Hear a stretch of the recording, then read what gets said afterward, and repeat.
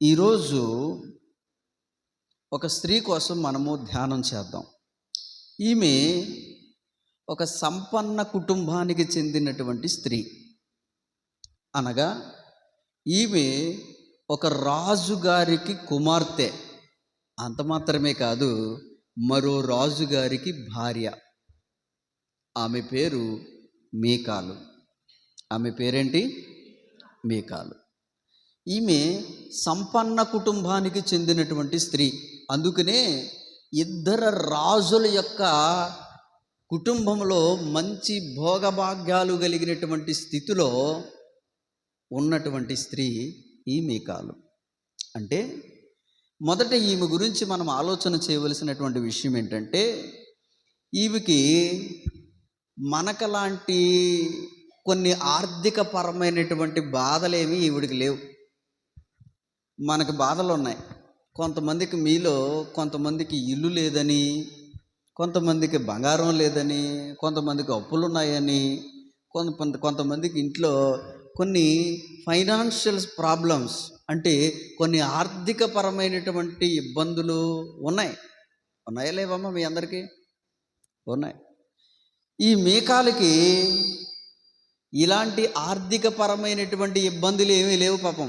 అయ్యో రేపటికి ఎలాగా అనేటువంటి ఆలోచన లేదు. ఇల్లు లేదు, నాకు వాకలు లేదు, ఈరోజు పిల్లలకి ఎలాగా అనేటువంటి ఆ బాధ, ఆ చింత కానీ ఈ స్త్రీకి ఏమీ లేదు.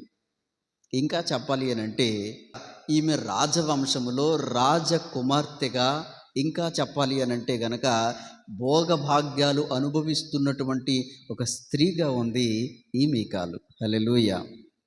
అయితే ఈమె మరొక రాజుకి భార్య అనేటువంటి విషయాన్ని మీకు జ్ఞాపకం చేస్తున్నాను. ఆ రాజు ఎవరంటే దావీదు మహారాజు. సౌలు కుమార్తె దావీదు మహారాజు యొక్క భార్య. ఈమె దావీదు మహారాజు గారి యొక్క భార్యగా ఎలా చేర్చబడిందంటే సౌలు రాజు తన కుమార్తెనిచ్చి వివాహం చేస్తానని ఒక కండిషన్ పెట్టాడు. ఏంటా కండిషన్ అంటే, ఒక స్వయంవరం లాంటిది పెట్టాడంట.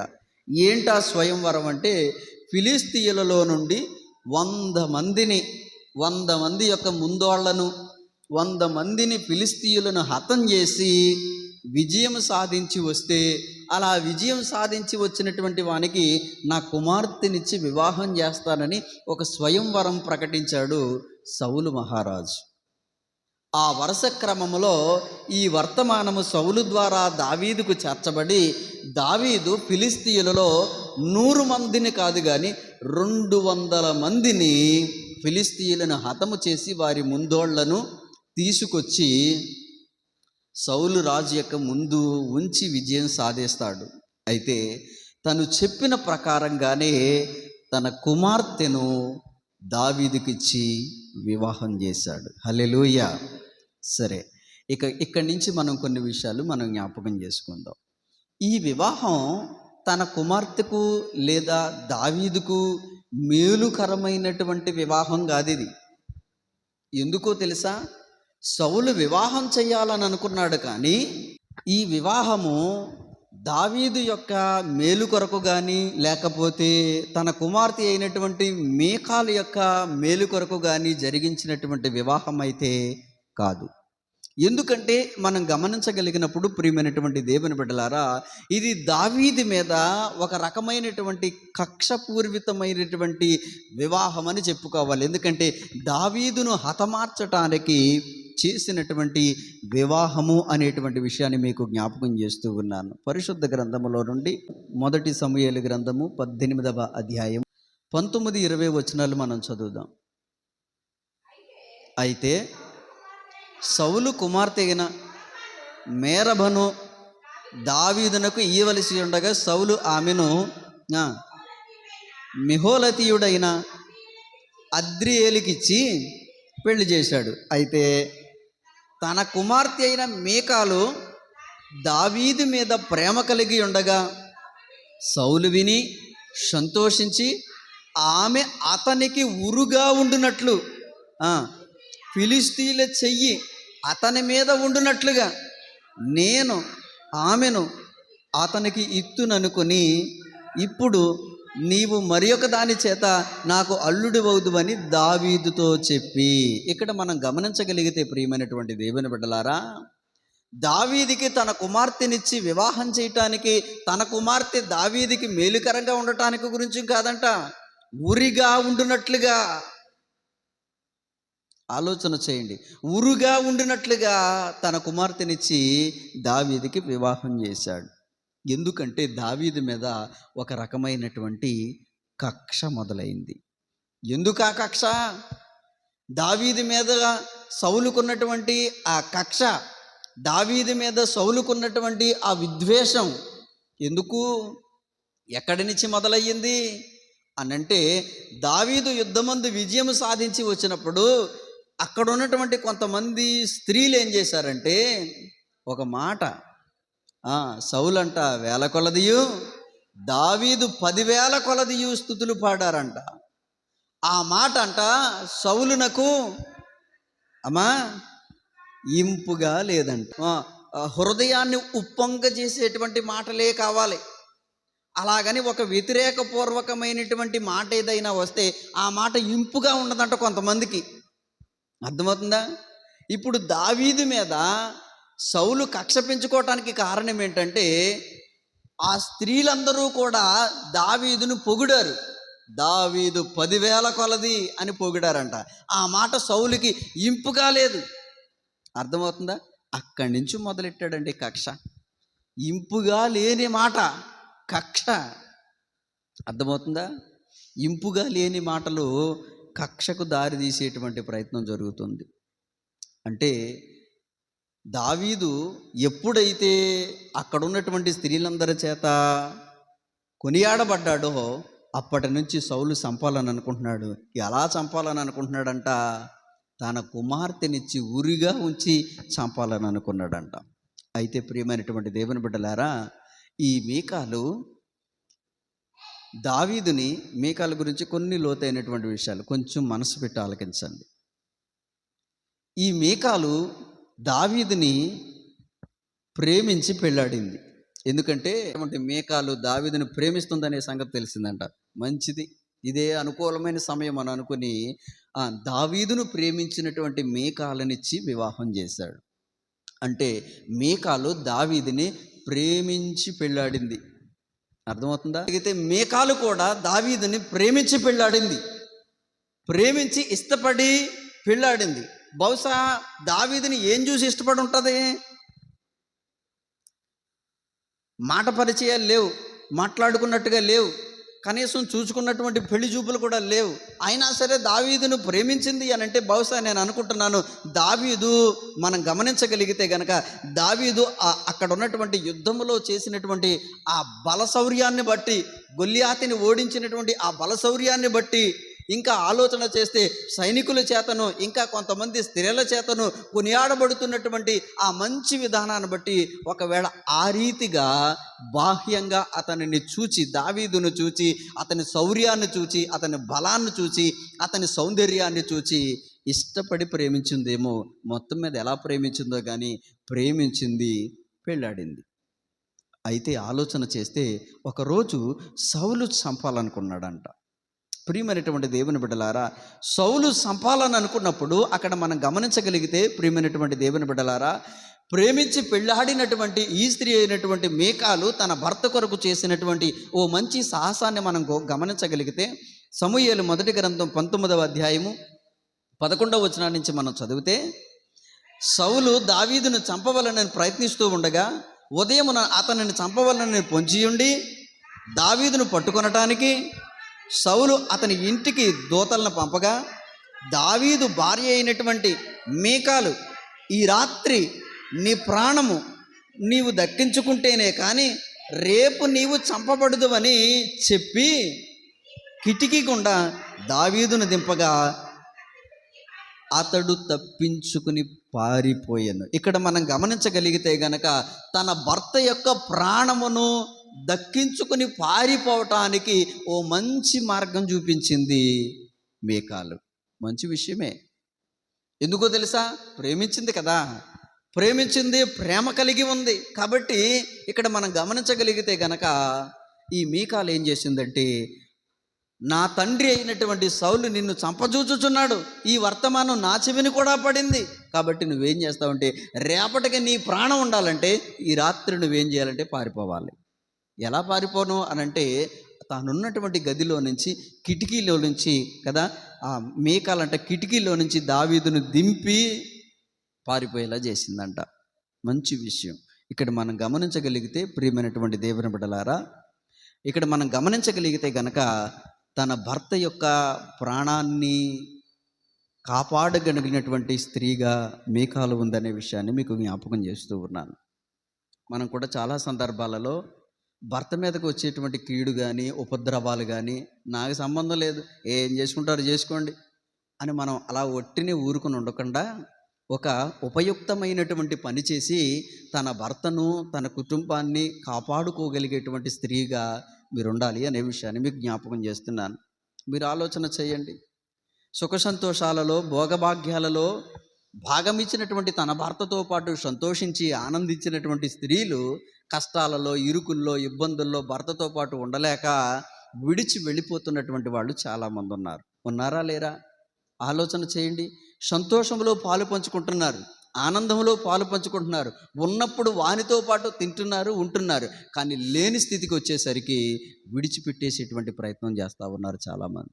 నేను అంటూ ఉన్నాను, సంతోషములో పాలు పంచుకున్నప్పుడు అతని అప్పుల్లో ఎందుకు పాలు పంచుకో, అతని ఇబ్బందుల్లో ఎందుకు పాలు పంచుకో, అతని ఇరుకుల్లో ఎందుకు పాలు పంచుకోవంటే, ఈరోజు సమాజం యొక్క పరిస్థితి భిన్నంగా మారిపోయింది. జరగరానిది ఏదైనా జరిగి ఉరి వచ్చినట్లుగా, ఉపద్రవం వచ్చినట్లుగా, కీడు వస్తే, ఇబ్బంది వస్తే, ఇరుకు వస్తే నాకేం సంబంధం లేదు, నువ్వే చూసుకో అని వదిలిపెట్టేస్తా ఉన్నారు. నాకేం సంబంధం లేదండి, నాకు ఇచ్చారా అని అంటారు. అప్పులలో వచ్చారా, ఇంకా పోనీలే భర్త పక్షంగా మాట చెప్దామని అనుకోరు. నాకు ఇచ్చారా, నా చేతికి ఇచ్చారా, మీరు ఆయన చూసుకోండి, నా సంబంధం లేదు, ఏం చేసుకుంటారు చేసుకోండి అంటారు. అవునా కదా? కాబట్టి దైవికమైనటువంటి కుటుంబంలో ఇరువురు కూడా అన్ని విషయాలను సమపాలంగా పాలు పంచుకోవాలనే విషయాన్ని మీకు జ్ఞాపకం చేస్తూ ఉన్నాను. సరే, ఇక్కడ దాకా బాగానే ఉంది. ఎవరిలోనైనా రెండు కోణాలు ఉంటాయి. ఒకటి కొంతవరకు మంచిగా ఉంటే, కొంతవరకు రెండో భాగం కూడా పూర్తి వ్యత్యాసం ఉంటుంది. ఇక్కడి నుంచి మనం గమనించగలిగితే మీకాలు ఇక్కడి నుంచి వేరే వ్యత్యాసాన్ని మనం చూడవచ్చు. ఇక్కడ మనం గమనించగలిగితే దావీదుకి ఎంతమంది భార్యలు? దావీదుకి ఎంతమంది భార్యలు? ఇక్కడ ఒక విచిత్రం చెప్తాను చూడండి మీకు. దావీదుకి ఎంతమంది భార్యలు చెప్పండి? మొదటి భార్య మీకాలు, తర్వాత సెకండ్ వైఫ్, రెండో భార్య అబీగయీలు. హెబ్రోన్లో దావీదుకు పుట్టిన కుమారులు ఎవరు? మొదటి భార్య చెప్పాను మీకు, మీరు గమనించండి. మొదటి భార్య చెప్పాను మీకాలు, రెండో భార్య అబీగయీలు. తర్వాత నుంచి మనం గమనిస్తే అంటే థర్డ్ వైఫ్ అనగా మూడవ భార్య ఎవరో? అహీనోహాయిము అనేటువంటి మాట ఇక్కడ రాయబడి ఉంది. నోయము అనే మాట ఇక్కడ రాయబడి ఉంది. అంటే దావీదు యొక్క మూడవ భార్య పేరు ఏంటంటే అహీనోయాము. తర్వాత నాలుగో భార్య పేరు కూడా అక్కడే ఉంటుంది. మీరు ఆ లిస్ట్ ఇంటికి వెళ్ళి చదువుకోండి, అంత సమయం లేదు. కానీ నాలుగో భార్య పేరు మయాకా అనేటువంటి మాట అక్కడ రాయబడుతూ ఉంటుంది. ఐదో భార్య పేరు హగ్గీ అనేటువంటి మాట రాయబడుతూ ఉంటుంది. తర్వాత ఆరవ భార్య పేరు అబీటా అనేటువంటి మాట అక్కడ రాయబడుతూ ఉంటుంది. ఏడవ భార్య పేరు ఎగ్లా అనేటువంటి మాట అక్కడ రాయబడుతూ ఉంటుంది. ఇంకా మనం గమనించగలిగితే విచిత్రం చెప్తాను అన్నాను కదా, ఏంటో విచిత్రమో తెలుసా? ఎనిమిదో భార్య ఎవరో తెలుసా? దావీదు యొక్క ఎనిమిదో భార్య మీకాలు. అర్థమవుతుందా? మొదటి భార్య దావీదు మొదటి భార్య ఎవరో? మీకాలు. ఎనిమిదో భార్య ఎవరో తెలుసా? మరలా మీకాలే. ఎందుకో తెలుసా? ఇక్కడ మనం ఒక విచిత్రాన్ని మనం గమనించగలిగితే, ఇందాక మీరు చదువుకున్నటువంటి ఈ వాక్య భాగాల్లో మనం చూస్తే కనుక, ప్రియమైనటువంటి దేవుని బిడ్డలారా, సౌలు యొక్క కుటుంబానికి, దావీదు యొక్క కుటుంబానికి బహుకాలం ఏం జరిగిందంట? యుద్ధం జరిగిందంట. మీరు గమనించండి, బహుకాలం యుద్ధం జరిగితే, ఈ యుద్ధములో ఇక్కడ మనం గమనించగలిగితే కనుక, ఈ యుద్ధములో అబ్నేరు అనేటువంటి ఒక వ్యక్తి ఉంటాడు. ఈ అబ్నేరు అనేటువంటి వ్యక్తి మొదట సౌలు కుటుంబీకులకు సహాయం చేసినా కానీ చివరిలో దావీదుకు హెల్ప్ చేస్తాడు. దావీదుకి యుద్ధములో ముఖ్యమైనటువంటి సమాచారాన్ని అంతటిని అందిస్తూ దావీదుకు సహాయపడతాడు ఈ అబ్నేరు అనేటువంటి వ్యక్తి. అయితే గమనించగలిగితే కనుక ఈ అబ్నేరుతోటి దావీదు ఒక మాట చెప్తా ఉంటాడు, ఒకవేళ నీవు నాతో నా దర్శనానికి వచ్చినప్పుడు నువ్వేం చేయాలో తెలుసా? అక్కడ చదువుదాం చూడండి ఒకసారి. అదే అధ్యాయం 12వ వచనం నుంచి చదవండి. అక్కడే సమూయేలు 2వ గ్రంథం 3వ అధ్యాయం, అదే 5వ అధ్యాయం అమ్మా 12 నుంచి చదవండి. అబ్నేరు తన తరపున దావీదు నొద్దకు దూతలను పంపి, ఈ దేశం ఎవరిది? నీవు నాతో నిబంధన చేసిన యెడల నేను నీకు సహాయం చేసి ఇశ్రాయేలు వారందరినీ నీ తట్టు త్రిప్పెదనని వర్తమానం పంపగా, దావీదు మంచిది, నేను నీతో నిబంధన చేసేదను, అయితే ఒక కండిషన్ పెట్టాడు. ఏంటా కండిషను అమ్మా? నా దర్శనమునకు వచ్చినప్పుడు సౌలు కుమార్తెయగు మీకాలును నా యొద్దకు తోడుకొని రావలెను. ఇక్కడ మనం గమనించాలి, ఎందుకు రావాలి అనంటే తన భార్య తనతో పాటు అప్పటికి లేదు. మీరు గమనించగలిగితే సౌలు తరుగుతున్నాడని పారిపోయినప్పటి నుంచి వదిలేసింది. ఎప్పుడైతే కిటికీ గుండా దింపిందో ఆ రోజు నుంచి భర్తను వదిలేసింది. ఎక్కడున్నాడో, ఎక్కడికి పారిపోయాడో, ఈ ఎంక్వైరీ ఏమీ లేదు. ఎలా ఉన్నాడో ఏంటో, నేను కూడా నా భర్తతో పాటు వెళ్ళిపోతాను అని అనుకోలే. మీరు గమనించండి, ఎందుకంటే రాజు కుటుంబంలో ఉంది. దావీదేమో పారిపోతున్నటువంటి దావీదు తన ప్రాణం దక్కించుకోవడానికి పారిపోతున్నాడు. ఇక నన్నేం చూసుకుంటాడో, నాకెక్కడ ఈ భోగభాగ్యాలని నాకెక్కడ తెచ్చి పెడతాడో అని అనుకుని, బహుశా నేను అనుకుంటున్నాను, తండ్రి దగ్గర అయితే, తండ్రి రాజు కదా, తండ్రి దగ్గర అయితే అన్ని వసతులు ఉన్నాయి కాబట్టి ఎందుకో దావీదు వెంబడి వెళ్ళలేకపోయింది. కిటికీ గుండా దింపి తన భర్త ప్రాణమును కాపాడగలిగింది, కానీ తన భర్తతో పాటు తాను ప్రయాణం చేయలేకపోయింది. ఆ కష్టాన్ని, ఆ ఇబ్బందిని తన భర్తతో పాటు తాను కూడా భాగం పంచుకుంటాననేటువంటి ఆలోచన లేకుండా పోయింది మీకాలికి. ఏం చేసిందో తెలుసా? అక్కడ మనం గమనించగలిగితే ప్రియమైనటువంటి దేవుని బిడ్డలారా, ఆ తర్వాత పల్తీయేలు అనేటువంటి ఒక వ్యక్తిని వివాహం చేసుకుంటుంది. అంటే దావీదు యొక్క మొదటి భార్య అయినటువంటి మీకాలు పల్తీయేలు అనేటువంటి మరొక వ్యక్తిని వివాహం చేసుకుంటారు. ఇప్పుడు దావీదు ఏం చెప్తున్నాడో తెలుసా? బహుకాలం యుద్ధం జరుగుతున్నటువంటి సమయంలో దావీదు ఏమన్నాడో తెలుసా? ఈ అబ్నేరు అనేటువంటి వ్యక్తిని నీవు నా దర్శనానికి వచ్చినప్పుడు, ఈ యుద్ధము యెహోవాదే, దేవుడు మన పక్షంగా విజయం జరిగిస్తాడు, దేవుడు తాను తెలియచేసిన నిబంధనను నెరవేరుస్తాడు అనేటువంటి విషయాన్ని జ్ఞాపకం చేస్తూ, నీవు నా దర్శనానికి వచ్చినప్పుడు ఏం చేయాలో తెలుసా? నా భార్య అయిన మీకాలను వెంట పెట్టుకుని రా అన్నాడు. అర్థమవుతుందా? అప్పటికే ఆమె వివాహము చేయబడి పల్తీయేలు అనేటువంటి మరో వ్యక్తితో కాపురం చేస్తూ ఉంటుంది. అక్కడ కంటిన్యూ చేయి తల్లి. 14 నుంచి. మరియు దావీదు సౌలు కుమారుడగు ఇష్బోషెతు దూతలను పంపి, ఫిలిష్తీయులు 100 మంది ముందోళ్లను తెచ్చి నేను పెండ్లి చేసుకొనిన మీకాల్ను నాకు అప్పగింపమని చెప్పుడనగా, ఇష్బోషెతు దూతను పంపి లాయీసు కుమారుడగు పల్తీయేలు అను దాని పెనిమిటి యొద్ద నుండి మీకాలును పిలువనంపెను. అయితే ఆ పెనిమిటి పాపం బహురీము వరకు కూడా ఏడ్చుచూ వచ్చాడంట. అబ్నేర్ అన్నాడు, నువ్వు తిరిగి వెళ్ళిపోవయ్యా, నీవు ఈ మీకాలని వివాహం చేసుకునే నీ భార్య అనుకుంటున్నావు, నీకంటే ముందు ఒక స్వయంవరం గెలిచి 100 మంది ఫిలిష్తీయుల యొక్క ముందోళ్లను గెలిచి సౌలుకు అప్పగించి స్వయంవరములో విజయము సాధించి దక్కించుకున్నటువంటి ఈ మీకాలో నీకంటే ముందుగా దావీదు యొక్క భార్య. కాబట్టి తను విజయము ద్వారా సాధించినటువంటి తన భార్యను తన యొద్దకు తీసుకురమ్మన్నాడని ఆ రెండో భర్త అయినటువంటి పల్తీయేలుని వెనక్కి వెళ్ళిపోతాడు. పాపం ఏడుతో వచ్చాడు చాలా దూరం. అలాగున మరల ఈ మీకాలు అనబడినటువంటి ఈ స్త్రీ మరల దావీదు నొద్దకు చేర్చబడింది. అక్కడికి దావీదుకి ఎనిమిదో భార్య అయింది. మొదటి భార్యయే మరలా ఏమైంది? ఎనిమిదో భార్యగా దావీదుకు చేర్చబడింది. హల్లెలూయా. తొమ్మిదో భార్య బత్షెబ. దావీదుకి తొమ్మిదో భార్య ఎవరు? బత్షెబ. అంటే దావీదుకి ఎంతమంది భార్యలు? ఎంతమంది అమ్మా? 9 మందా?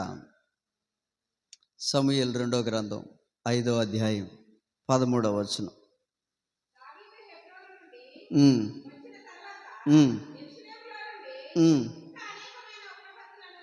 అనేకమైన ఉపపత్నులను భార్యలను చేసుకొనగా. ఇప్పుడు చెప్పండి ఎంతమంది?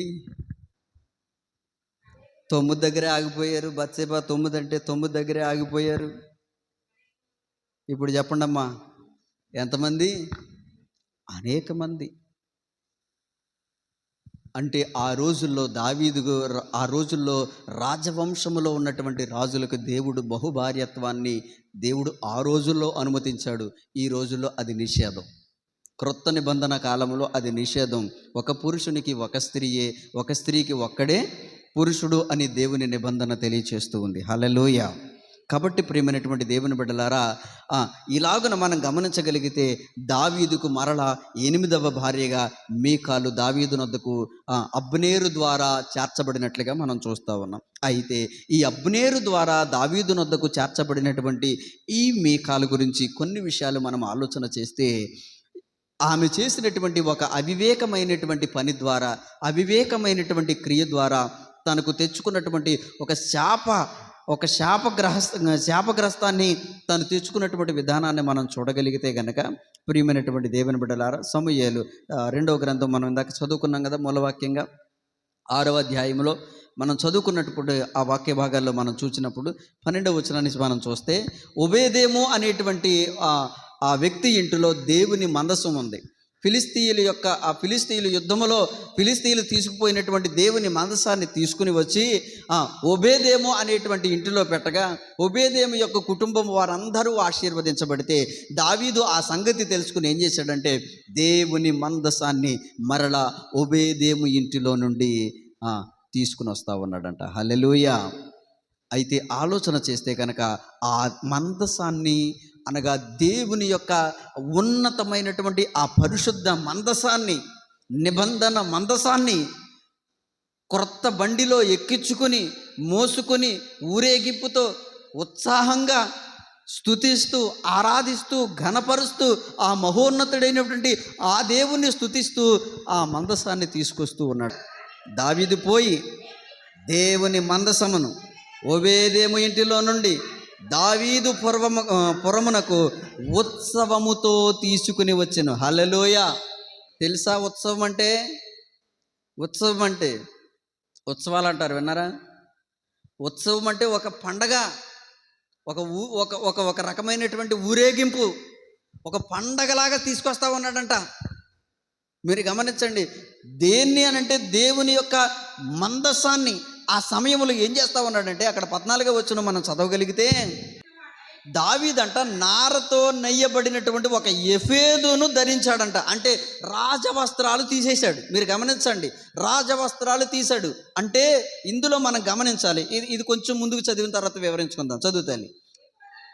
ఎఫోదును ధరించిన వాడై శక్తి కొలది యెహోవా సన్నిధిని నాట్యమాడుచు ఉన్నాడంట. ఇక్కడ మనం గమనించగలిగితే దావీదు ఏం చేశాడంటే రాజవస్త్రాలు తీసేశాడు. రాజు ధరించవలసినటువంటి ఉన్నతమైనటువంటి ఓదారంగు వస్త్రాలు, దుస్తులు, ఉన్నతమైనటువంటి ఆ వస్త్రాలు తీసేసి ఎఫోదు అనేటువంటి ఒక నారతో నెయ్యబడినటువంటి ఎఫోదు అనేటువంటి ఒక వస్త్రం ధరించాడు. మీరు గమనించండి. ఎందుకో తెలుసా? దేవుని మందసం ముందు, దేవుని సన్నిధిలో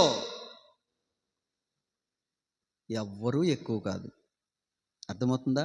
దావీదు ఆలోచన కలిగాడు.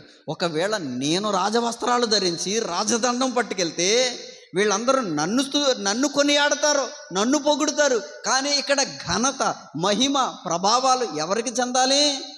దేవునికి చెందాలని ఏం చేశాడంటే, నేను రాజులా రాను, నేను ఒక రాజులాగా నన్ను అలంకరించుకుని ఒక రాజులా నేను వీళ్ళ మధ్యలో ఉండను. ఆయన ఏం చేశాడంటే నారతో నెయ్యబడినటువంటి ఒక ఎఫోదు అనేటువంటి ఒక అస్త్రాన్ని ధరించుకుని సామాన్యుడిలా వెళుతున్నాడంట. అయితే వెళుతూ ఏం చేశాడంటే శక్తి కొలది నాట్యం ఆడుతున్నాడంట. హల్లెలూయా. ఆ నాట్యం ఎలా ఉందంటే దేవునిని మైమరిపిస్తూ ఉంది, దేవునికి సంతోషాన్ని కలిగిస్తూ ఉంది, దేవునిని స్తుతిస్తూ ఘనపరుస్తూ. అంటే ఆ నాట్యం ఏంటంటే శక్తి కొలది మైమరిచినటువంటి ఆ నాట్యం ఏంటంటే డ్యాన్స్ కాదది, అది డ్యాన్స్ కాదది. ఆ నాట్యం ఏంటంటే దేవునిలో పరవశిస్తూ స్తుతిస్తూ చేసే ఒక రకమైనటువంటి ఆరాధన. హల్లెలూయా. శక్తివంతమైనటువంటి ఆరాధన.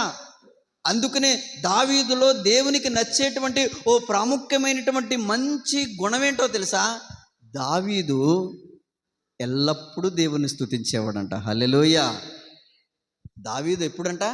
ఎల్లప్పుడూ కూడా. రాజు అవ్వకముందు కూడా ఆలోచన చేస్తే, రాజు అవ్వకముందు గొర్రెలు కాసేటువంటి ఒక చిన్నపాటి హీన స్థితిలో ఉన్నప్పుడు దేవుణ్ణి సితారాతో దేవుణ్ణి స్తుతించేవాడు. ఆ అలవాటు మాత్రం మానుకోలేదు.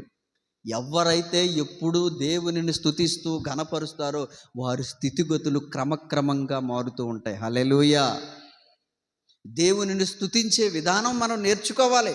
ఇక్కడ మనం గమనించగలిగితే ప్రియమైనటువంటి దేవుని బిడ్డలారా, ఈ 6వ అధ్యాయంలో మనం చూడగలిగితే గనక అక్కడ దావీదు దేవునిని స్తుతించటానికి వాడినటువంటి వాయిద్యాల పేర్లు వ్రాయబడి ఉన్నాయి. అక్కడ మనం గమనించగలిగితే సమూయేలు 2వ గ్రంథము 6వ అధ్యాయము 4వ వచనం నుంచి చదువుతాలి.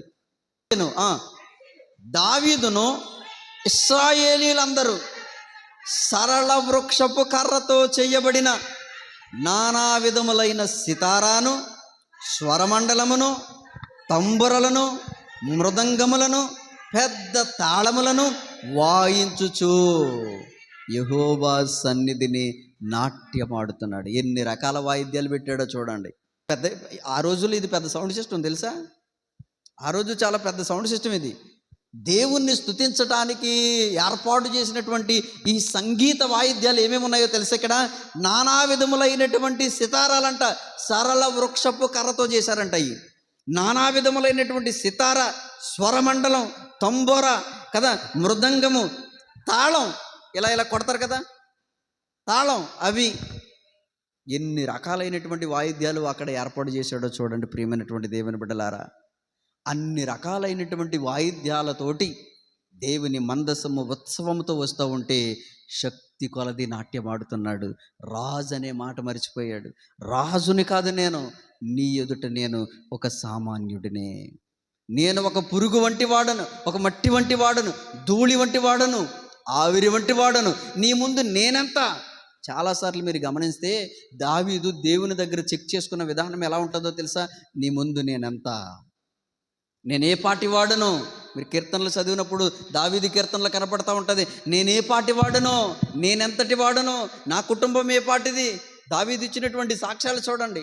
నా జీవం ఏ పాటిది, నా ప్రాణం ఎంత, నా బ్రతుకెంత. దేవుని దగ్గర అది తను తాను వ్యక్తపరుచుకోవలసిన. మనమైతే పెద్ద గొప్పని ఫీల్ అవుతూ ఉంటాం. దేవుని సన్నిధిలో ఎవడైనా సమానమే. దేవుని కంటే అదుకుడు ఎవడు లేడు. ఒకవేళ భూసంబంధమైనటువంటి అధికారాలు ఉండొచ్చు, హోదాలు ఉండొచ్చు, డబ్బు ఉండొచ్చు, ధనం ఉండొచ్చు, భూములు ఉండొచ్చు, ఆస్తులు ఉండొచ్చు, కానీ దేవుని ముందు వాడు ఎక్కువేమీ కాదు. దేవుని ముందు ఎవడైనా సరే తక్కువైనటువంటి వ్యక్తి అనే విషయాన్ని మీకు జ్ఞాపకం చేస్తున్నాను. దీనికి బెస్ట్ ఎగ్జాంపుల్ దావీదే. హల్లెలూయా. ఒకడు పొమ్మంటే పోతాడు, ఒకడు రమ్మంటే వస్తాడు. అంతఃపురంలో ఉండి వెళ్ళి మందసాన్ని తీసుకొచ్చేయండి అబ్బాయి అంటే మోసుకొచ్చేస్తారు వెళ్ళి. కానీ అలా ఆజ్ఞాపించలేదు. వెళ్ళి తానే స్వయంగా వెళ్ళి దేవుని మందసాన్ని తీసుకొస్తా ఉన్నప్పుడు కదా, ఒక ఉన్నత స్థితి కలిగినటువంటి రాజే తన యొక్క రాజవస్త్రాలను విడిచి ఆలోచన చేస్తే నారతో నేయబడిన ఒక ఎఫోదు అనేటువంటి ఒక వస్త్రాన్ని ధరించి మైమరిచి దేవునిని ఆరాధిస్తూ వస్తూ ఉన్నాడండి. హల్లెలూయా. ఇలాంటి చక్కని సంగీతముతో జరుగుతున్నటువంటి ఓ శక్తివంతమైనటువంటి ఆరాధన, దేవునికి మహిమకరంగా జరుగుతున్నటువంటి ఓ మహిమకరమైనటువంటి ఆ ఆరాధననంట ఈ మేకాలు కిటికీలను చూసిందంట. ఏం చేసింది? కిటికీలోని చూసింది. చదువు తల్లి. యెహోవా మందసమును దావీదు పురమునకు రాగా ఈ సౌలు కుమార్తె అయినటువంటి మీకాలు ఏం చేసింది? ఎక్కడుంది? కిటికీ దగ్గర ఉంది. కిటికీలోని చూసి యెహోవా సన్నిధిని గంతులు వేయుచు నాట్యమాడుచున్న దావీదును కనుగొని తన మనస్సులో అతన్ని హీనపరిచింది. ఏం చేసింది? హీనపరిచింది. మొదట్లో తన భర్త యొక్క ప్రాణాన్ని కాపాడినటువంటి ఆ వ్యక్తిత్వం చివరికి వచ్చేసరికి ఏమైంది? మారిపోయింది. వ్యక్తిత్వం మారిపోయింది. ఇప్పుడు ఏం చేస్తుందో తెలుసా? హీనపరుస్తుంది. దేన్ని ఏర్పరుస్తుందో తెలుసా? దావీదు చేస్తున్నటువంటి ఆరాధనని హీనపరుస్తుంది. ఇది ఒక అవివేకమైన పని. గుర్తుపెట్టుకోండి. తెలుసో తెలియకో అజ్ఞానముతో చేసే పనుల వల్ల శాపగ్రహితులమవుతాం. గుర్తుపెట్టుకోండి. దైవిక సంబంధమైనటువంటి విషయాలను ఏ రోజు విమర్శించకూడదు. గుర్తుపెట్టుకోండి. ఒకడు తెలుసో తెలియకో అజ్ఞానము చేత చేసేటువంటి దైవిక సంబంధమైనటువంటి ఆరాధనైనా, వాక్యమైనా, స్తుతి అయినా, పాటనైనా, లేకపోతే దైవిక సంబంధమైనటువంటి ఏ కార్యక్రమమునైనా సరే హీనపరిస్తే, విమర్శిస్తే, తక్కువ చేసి మాట్లాడితే తద్వారా ఆ వ్యక్తికి శాపం వస్తుందనే విషయాన్ని మీకు జ్ఞాపకం చేస్తున్నాను. తెలిస్తే ఒకవేళ మంచి అని నీకు అనిపిస్తే ప్రోత్సహించాలి, లేదనుకుంటే మాట్లాడుకుని ఊరుకోవాలి తప్ప దైవిక సంబంధమైన కార్యక్రమాలను ఎప్పుడూ కూడా విమర్శించకూడదు. గుర్తుపెట్టుకోండి. కొంతమంది విమర్శకులు ఉంటారు. కొంతమంది క్రైస్తవ వ్యతిరేకులు కానీ, అన్యజనులు కానీ, ప్రభు అంటే ఏమాత్రము ఇష్టం లేనటువంటి వ్యక్తులు కొంతమంది మనం చేసే పనులు కొన్నిసార్లు వాళ్ళకి చాలా హాస్యాస్పదంగా అనిపించి విమర్శించడం మొదలు పెడతారు. సమాధుల దగ్గరికి ఎందుకు వెళ్తున్నారు? సమాధుల్లో ఏముంటాయని విమర్శిస్తారు. ఊరేగిస్తే ఈత మాట్లాడుకున్నారు ఏంటని విమర్శిస్తారు. ఇంకా చెప్పుకోవాలంటే ఎక్కడైనా మీటింగ్ పెట్టి పాటలు పాడితే విమర్శిస్తాడు. ఆ మధ్యకాలం ఒక మతోన్మాది ప్రభు అంటే అసలు ఇష్టం లేనటువంటి ఒక మతోన్మాది ఒక అందరినీ కూడా ఒక ఆధ్యాత్మికంగా నడిపించిన ఓ మంచి పాఠం నేర్పించినటువంటి ఓ పాటని వ్యంగ్యంగా పాడటం మొదలెట్టాడు. నడిపించు నానావా నడి సముద్రం ఉన్న దేవా అనే పాట ఎంత ఆధ్యాత్మిక సందేశాన్ని ఇస్తుంది. అలాంటి పాటను ఒకడు వ్యంగ్యంగా మాట్లాడుతూ ఈ పాట మీరు ఎక్కడ పాడతారో తెలుసా? అడుక్కునేవాళ్ళు, ఈ ట్రైన్లో అడుక్కునేటువంటి వాళ్ళు, బస్ స్టాండ్లో అడుక్కునేటువంటి వాళ్ళు నడిపించు నానావా అని పాడుతూ ఉంటారు అని వ్యంగ్యంగా మాడుతూ విమర్శించడం మొదలుపెట్టాడు. అర్థమవుతుందా? అది ఒక ఆధ్యాత్మికమైన పాఠాన్ని నేర్పే పాటది. ఇలాగా చాలామంది తెలుసో తెలియక ఒక అవివేకపు క్రియ చేస్తారు. దేవుని పనులు ఎప్పుడూ విమర్శించకూడదు. ప్రార్థించే వాళ్ళని కానీ, పాటలు పాడుకునే వాళ్ళని కానీ, బైబిల్ చదువుకునే వాళ్ళని కానీ, వాక్యం చెప్పే వాళ్ళని కానీ, ఆరాధన చేస్తున్నటువంటి వాళ్ళని కానీ విమర్శించే ప్రయత్నం చేయకూడదు. అది ఒక అవివేకపు క్రియ. దానివల్ల ఏమొస్తుందంటే శాపం వస్తుంది. మీకాలు అనబడినటువంటి ఈ స్త్రీ ఒక అవివేకపు పని చేస్తుంది. ఓ పరిశుద్ధమైన దైవిక ఆరాధనను, దేవుని మహిమార్థమై జరుగుతున్నటువంటి, దేవుడు కొనియాడబడుతున్నటువంటి ఓ మంచి కార్యాన్ని ఏం చేస్తుందో తెలుసా? విమర్శిస్తుంది. గతించినటువంటి దినాల్లో మట్లాదివారం రోజున మనం కూడా జ్ఞాపకం చేసుకున్నాం. పిల్లలు, పెద్దోళ్ళు అందరూ వస్త్రాలు పరిచి ఖర్జూరపు మట్టలు చేత పట్టుకుని హోసన్న జయమని ఆయన ఆరాధిస్తూ ఉంటే కొంతమంది ఏం చేశారు తెలుసు? అక్కడ అలా చెయ్యొద్దని విమర్శించారంట కొంతమంది. ఇలాగున కొన్ని పరిశుద్ధ కార్యక్రమాలను, దైవిక సంబంధమైనటువంటి విషయాలను విమర్శించేటువంటి విమర్శకులు ఉంటారు. దాని ద్వారా శాపం వస్తుందనే విషయాన్ని మీకు జ్ఞాపకం చేస్తున్నాను. ఈ మాట ఈమె ఈ పరిశుద్ధ ఆరాధనను విమర్శించడానికి కారణం ఏంటో తెలుసా? ఈమెకు ఒక రకమైనటువంటి ప్రెస్టేజ్ ఎక్కువ. నేను రాజుగారి కుమార్తెని, రాజుగారి భార్యను. అయితే ఏంటి? దేవుని ముందు నువ్వెంత, నీ స్థితి ఎంత గొప్పదైనా అయితే ఏంటి? నువ్వు లోకములో ఎంత కోట్లకు పడగెత్తినటువంటి ధనవంతుడివైనా, ఘనవంతుడివైనా సరే బైబిల్ దగ్గరికి వచ్చేసరికి నువ్వెంత దేవుని ముందు అంతే. నువ్వు ఒక ఆవిరి వంటోడివి. నీటి మీద తేలియాడేటువంటి ఓ నీటి బుడగలాంటోడివి, దుమ్ము లాంటోడివి, ధూళి లాంటోడివి. దేవుని ముందు ఓ తుచ్చమైనటువంటి మానవుడు ఎంత? ఈమె పరిశుద్ధ ఆరాధనను హీనపరచడానికి ఈమెకు ఒక రకమైనటువంటి గర్వం. నేను రాజుగారి కుమార్తెను, ఓ రాజుగారి భార్యను, కాబట్టి మేము ఒక లెవెల్ మెయింటైన్ చేయాలి. ఓ స్థితిలో మేము ఎప్పుడూ కూడా ఓ స్థితిని మెయింటైన్ చేసుకుంటూ ఉండాలి. అలా చేయటం మానేసి రాజు అంటే రాజవస్త్రాలు ధరించి ఎంత హుందాగా రావాలి, ఎంత దర్జాగా ఉండాలి, అబ్బా రాజు అంటే ఒక లెవెల్ మెయింటైన్ చేయాలి. నా భర్త ఏంటి రాజవస్త్రాలు తీసేసి వస్త్రాలు లేనోడుకులాగా, అర్థమవుతుందా, వస్త్రాలు లేనోడుకులాగా ఓ హీన స్థితి కలిగినటువంటి పనికత్తుల ముందు బట్టలు విప్పేసి కదా డాన్స్ ఆడతాడు చూడండి, అలాంటి ఒక వ్యక్తిలాగా ఇలా తయారయ్యాడేంటి అని ఏం చేసిందంటే హీనపరిచిందంట. అందుకని దావీదు తన అక్కడ ఉన్నటువంటి ఇశ్రాయేలీలందరినీ కూడా వాళ్ళకి రొట్టె, భక్ష్యము, ద్రాక్ష పళ్ళు అవన్నీ వచ్చిన తర్వాత ఇంటి వారిని కూడా దీవిందామని వస్తూ ఉంటే ఇంటికి రాగానే ఇల్లాలు ఎదురుపడింది. ఏమందో తెలుసా? 20వ వచనం, తన ఇంటి వారిని దీవించుటకు దావీదు తిరిగి రాగా సౌలు కుమార్తెకు మీకాలు దావీదును ఎదుర్కొని బయలుదేరి వచ్చి హీన స్థితి గల పనికత్తెలను చూచుచుండగా వ్యర్థుడొక్కడు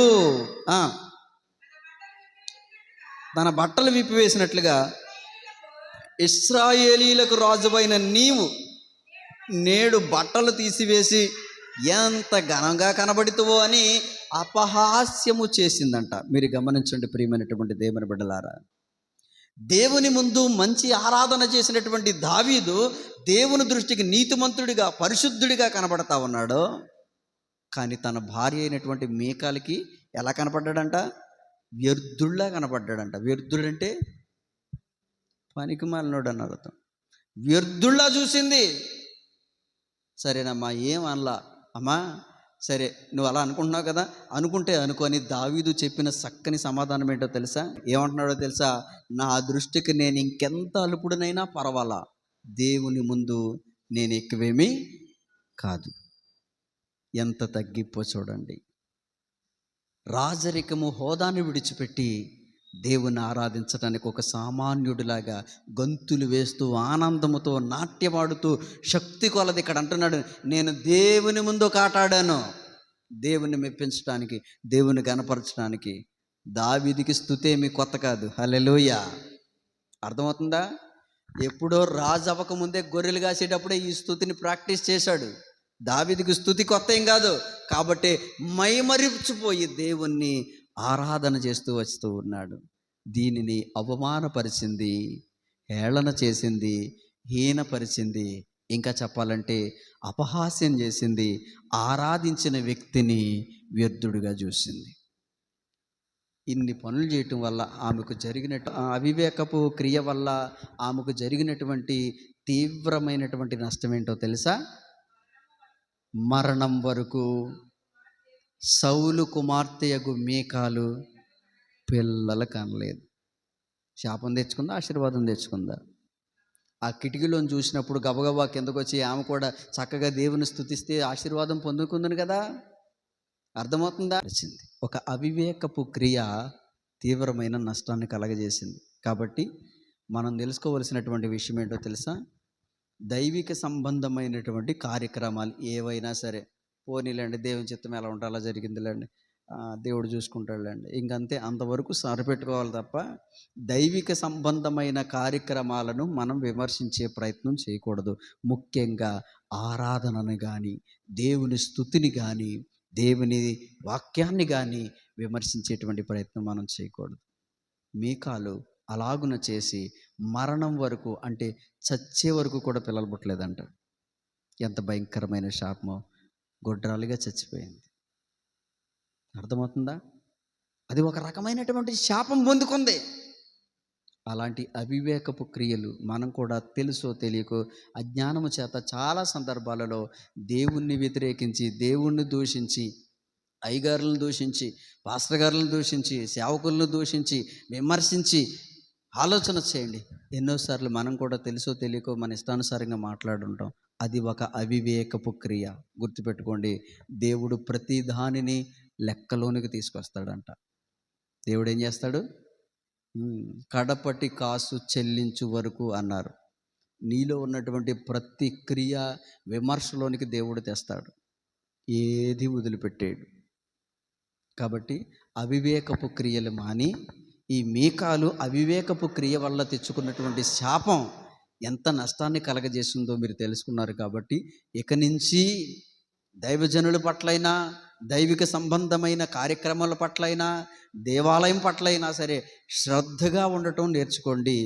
వీలైతే ప్రోత్సహించడానికి ప్రయత్నం చేయాలి, లేదనుకుంటే నోరు మూసుకుని ఉండాలి తప్ప విమర్శ చేసే ప్రయత్నం ఏ రోజు చేయకూడదు. తద్వారా నష్టం వస్తుంది. కాబట్టి ఇక నుంచి మనందరము కూడా దైవిక సంబంధమైనటువంటి కార్యక్రమాలలో మనమందరము దావీదు వలె దేవుణ్ణి స్తుతించి ఘనపరిచేవారిగా మనం ఉండాలి. కానీ మీకాలు వలె దైవిక సంబంధమైనటువంటి ఆరాధనను, పరిశుద్ధ కార్యక్రమాలను విమర్శించేవారిగా ఉండకూడదని మీకు తెలియచేస్తూ ఈ మాటలు ముగిస్తూ ఉన్నాను. దేవుడి మాటలు మన వెనుకడిలో దీవించునుగాక. ఆమేన్.